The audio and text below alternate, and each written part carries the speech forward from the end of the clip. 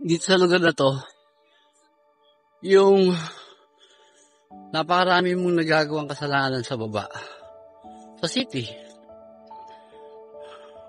Dito halos wala akong magagawang kasalanan dito. Para kang nasa kulungan. Nung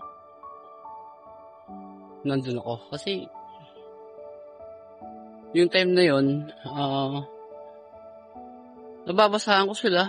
Nabibigyan ko sila ng mga salita ng Diyos. At natututo sila na lumapit at kumilala sa ating Panginoon. Kaya ang nangyayari, kung ipag-compare yung kasalanan na nagagawa sa araw-araw, sa labas, tsaka sa loob ng kulungan, talagang zero talaga. Actually, zero. Kasi bawal magmura doon. Bawal magalit doon. Natuto sila magpakumbaba. Natuto silang magmahalan. Saka nakakita ng kulungan na walang nagmumura. Totoo, promise po yun. Natutunan nila yun. Tsaka hindi naging mahirap para sa kanila kasi nandun nga yung salita ng Panginoon at unti-unti silang nahubog.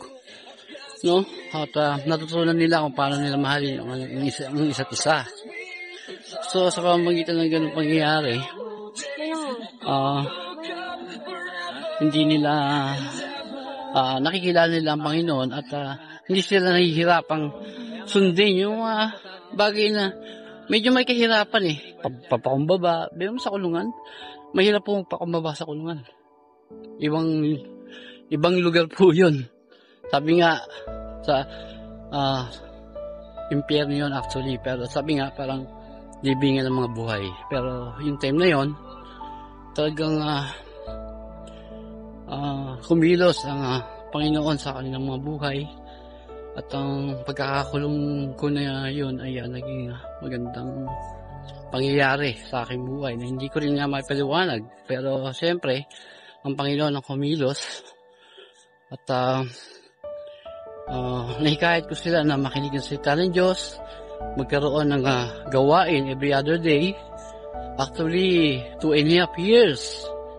Promise, 2.5 years talagang every other day may gawain po ron. Nagbabasa kami, nagsisharing, yung nagpapatotoo, ayan, natuto silang gawin yung mga bagay na yun na napakahirap gawin sa labas. Naging madali yun para sa akin dahil sa tulong ng Panginoon. Tsaka syempre, hindi ko na sila hihikayatin na pumunta rito, may gawain, hindi po kasi nandun lang kami. Diba? So, kaparanan din po yun ng Panginoon para makasunod din ako sa kalooban niya. At saka nandun na rin yung pagtuturo na marami rin po talaga ako natutunan kasi ng Panginoon ang kasama ko ron. And now, eto na nga, dito kami dinala ng Panginoon at lahat ng ginagawa namin dito ay para sa Panginoon na hindi ko rin maintindihan. Parang napakahirap po sa isang Manila boy na tumira sa isang lugar na kagaya nito na medyo mahirap ang tubig, halos hindi uso pera, pero dahil sa kalaan loob ng Panginoon, sagana po rito. Sa prutas, talagang yung mga hindi ko nakakain sa city o sa baba, nandito po lahat. So, yung pagsama ng Panginoon sa akin dito, hanggang kalooban niya,